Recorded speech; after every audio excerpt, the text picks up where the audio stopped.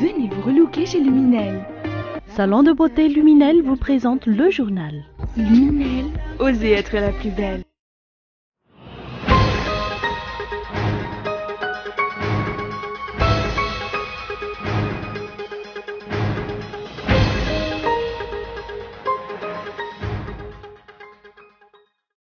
Depuis près d'un mois, le parti MMM a officialisé son intention de se constituer en parti d'opposition et a entamé les démarches légales à cet effet. Ce n'est que depuis peu que la lettre y afférente a été transmise à la HCC. Pourquoi l'Assemblée nationale a-t-elle traîné les pieds ?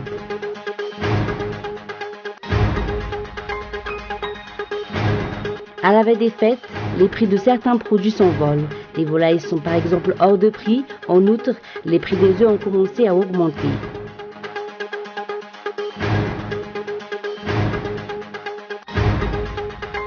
La haute autorité de la primaire de la gauche a dévoilé la liste officielle des candidats.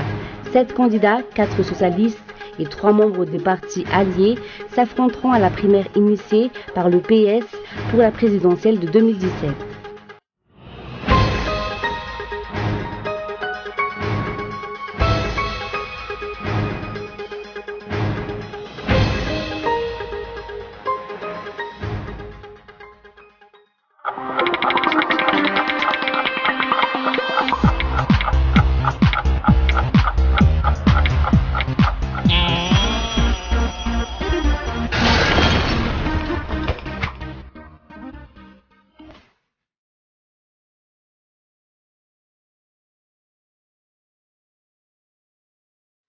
Venez vous relooker chez Luminel. Luminel, coiffure tendance, extension cheveux, coloration, lissage brésilien, maquillage, extension cils. Pédicure, manicure, onglerie. Luminel Béorilk vers escalier 1 4 foot. L'avant-center, 4e étage, box 418. Luminel, osez être la plus belle.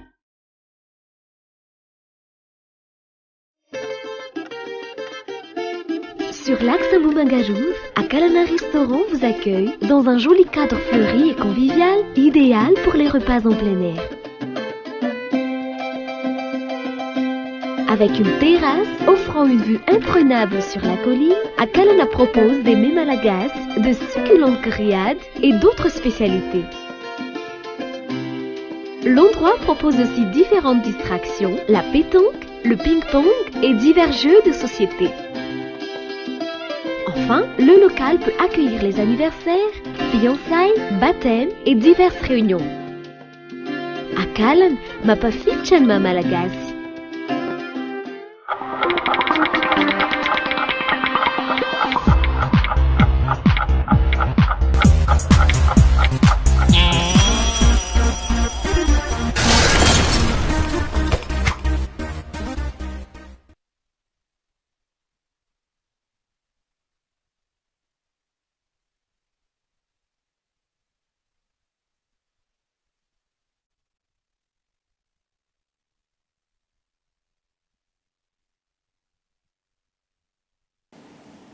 Bonsoir à tous et bienvenue dans ce journal. À la une de l'actualité, depuis près d'un mois, le parti MMM a officialisé son intention de se constituer en parti d'opposition et a entamé les démarches légales à cet effet. Ce n'est que depuis peu que la lettre y afférente a été transmise à la HCC. Pourquoi l'Assemblée nationale a-t-elle traîné les pieds? Les détails dans l'éditorial de Boiser Zanatsu. Selon les dispositions de l'article 14 de la Constitution, toute personne a le droit de constituer librement des associations sous réserve de se conformer à la loi. Ce même droit est reconnu pour la création de partis politiques. La création de partis politiques est renforcée par le fait que la Constitution garantit le droit d'opposition démocratique. Or, cela fait un mois que le parti MMM a déposé auprès du président de l'Assemblée nationale la lettre qui officialise son statut d'opposant. Pendant presque un mois, cette lettre est restée dans le tiroir du président de l'Assemblée nationale, alors que celui-ci devait la transmettre à la HCC pour constatation. Ce n'est que cette semaine, après que le président national du parti, Adzondjenen Arvil, se soit personnellement déplacé à Tsimbazaz, que la lettre en question a quitté les lieux. Pour les analystes politiques, cette attitude traduit l'appréhension du parti au pouvoir de l'institution d'une opposition. En effet, depuis le début de son règne, le HVM et ses alliés politiques ont été les seuls à mener la barque avec le résultat que l'on connaît. Habitué à faire taire ses adversaires par des manœuvres politiciennes peu orthodoxes telles que pression, attribution de mallettes et nomination à de hautes fonctions de l'État, le parti au pouvoir ne semble pas disposé à entendre une voix dissidente, encore moins à souffrir que celle-ci ait un statut officiel. Un parti d'opposition officiellement constitué contribuera à favoriser un jeu démocratique, un débat contradictoire, une alternative démocratique. C'est dire qu'il représente tout ce dont la population a besoin actuellement, car elle sera ainsi au courant de tout ce qui se passe au sein du pouvoir, ce qui la poussera à faire un choix responsable lorsqu'elle sera amenée à se rendre aux urnes. Autant de raisons qui expliquent la réticence de certains à voir un tel parti se constituer légalement. Les yeux de la population et des observateurs de la vie politique sont maintenant rivés sur la HCC. Celle-ci n'aura pas à faire d'interprétation ni d'appréciation. Elle aura juste à constater la conformité de la Constitution de cette opposition aux dispositions constitutionnelles. La HCC jouera-t-elle à fond son rôle de gardienne de la Constitution ? Dans le cas contraire, la Cour d'Ambouida pousse l'opposition à verser dans l'illégalité, à s'exprimer dans la rue, faute de l'institution adéquate prévue dans la Constitution. Dans tous les cas, l'avenir nous le dira.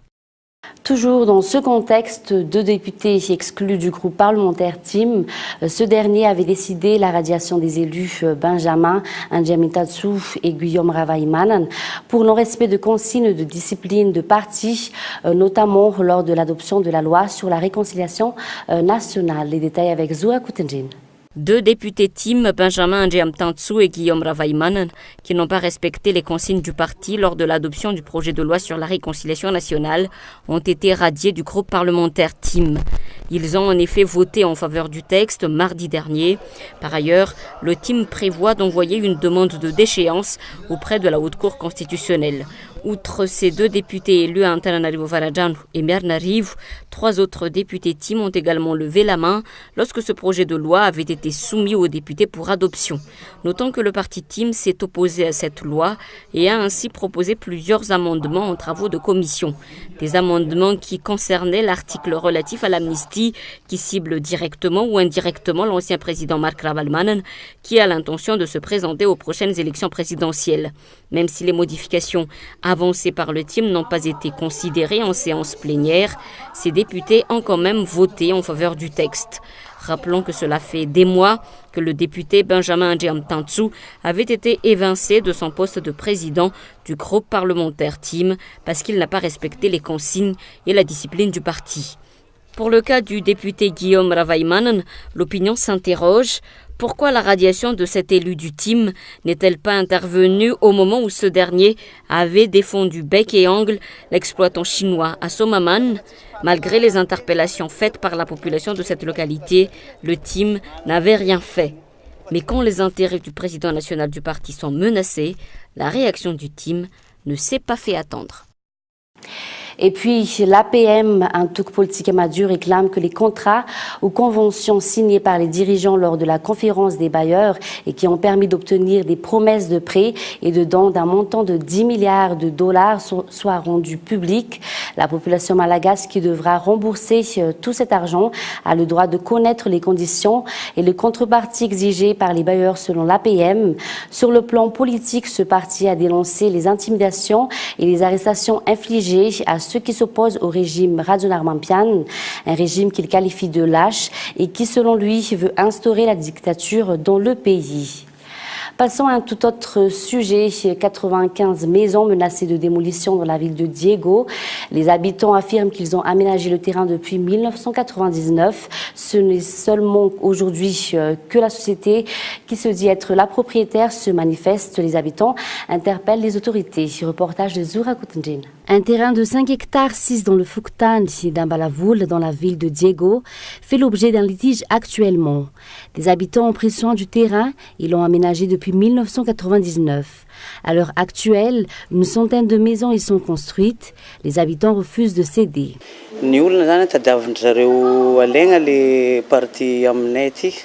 Ils veulent s'accaparer notre terrain qui mesure 5 hectares. Nous sommes consternés.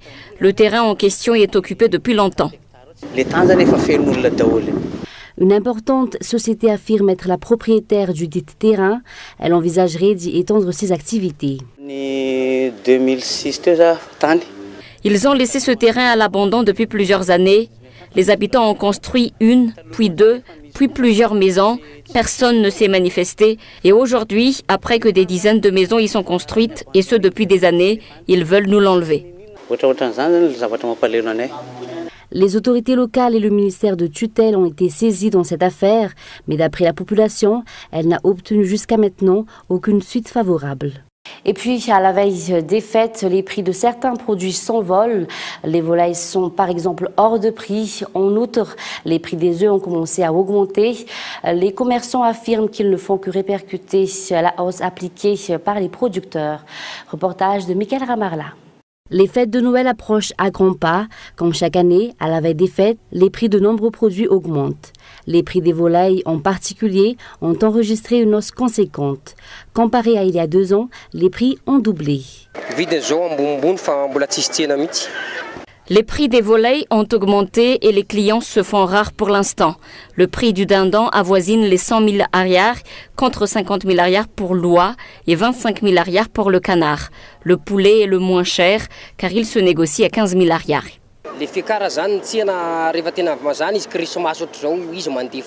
Outre les prix des volailles, ceux des œufs ont aussi augmenté. D'après un grossiste, ce sont les producteurs qui ont décidé de réviser les prix à la hausse.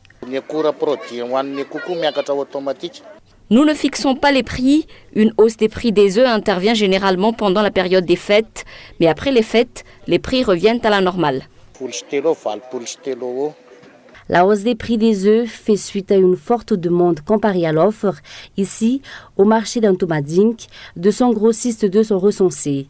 Pendant la période des fêtes, il arrive à écouler jusqu'à 400 000 œufs.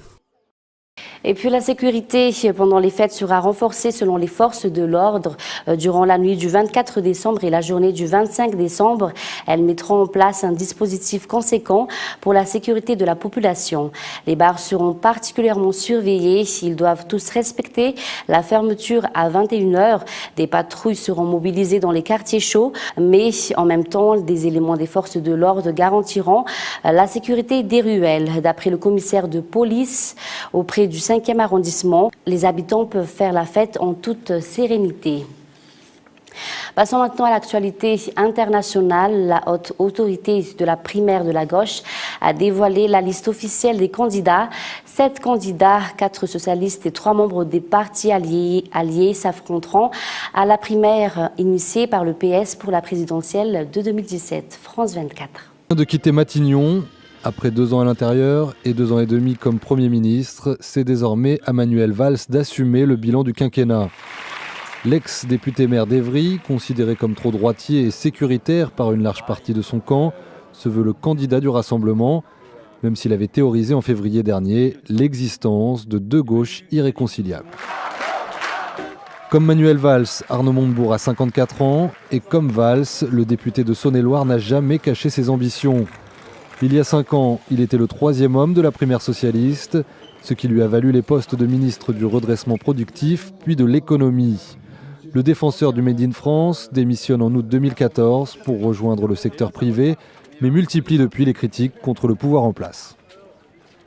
Benoît Hamon a également quitté le gouvernement à l'été 2014, démissionnant du ministère de l'Éducation nationale. Celui qui a fait ses classes dans les mouvements de jeunesse socialiste et au sein de SOS Racisme se veut le tenant d'une vraie gauche, comme Arnaud Montebourg, avec qui il a souvent fait route commune. Et d'après les derniers sondages, Benoît Hamon pourrait bien créer la surprise dans cette primaire. La surprise, Vincent Peillon l'a simplement suscité en annonçant sa candidature. Alors ministre de l'Éducation nationale, il s'était retiré de la vie politique au printemps 2014 et consacré depuis son temps à donner des cours de philosophie en Suisse. Et c'est seulement la semaine dernière qu'il a refait parler de lui en se déclarant candidat. Elle est la seule femme dans cette primaire de la gauche.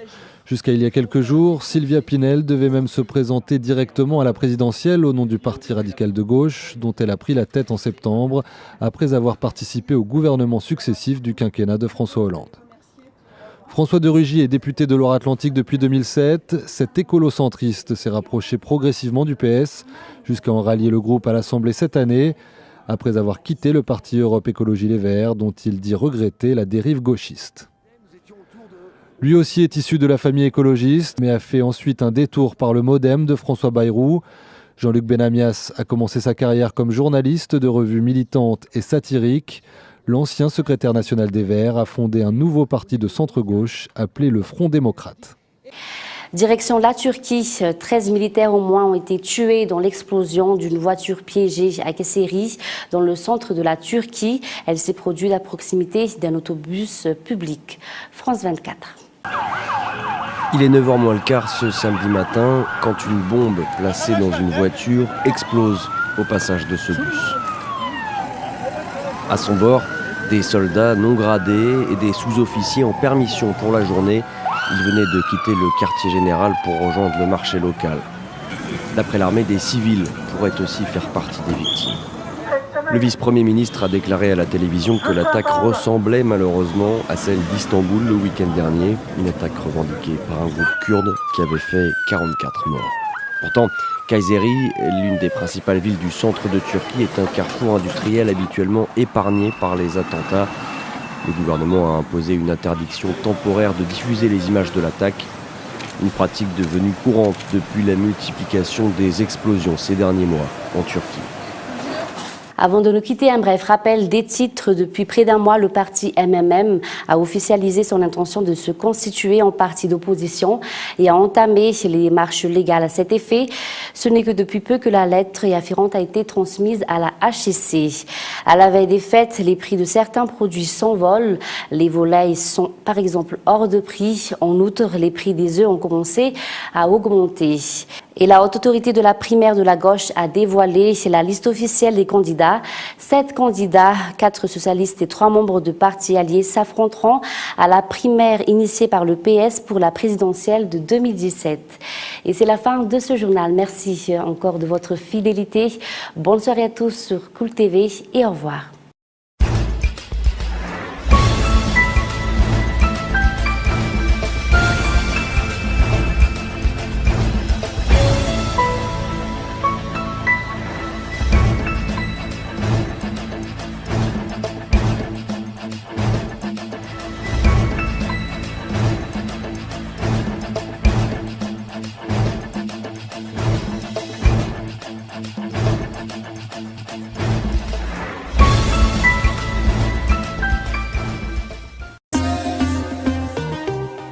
Venez vous relooker chez Luminel. Le journal vous a été présenté par Salon de beauté Luminel. Luminel, osez être la plus belle.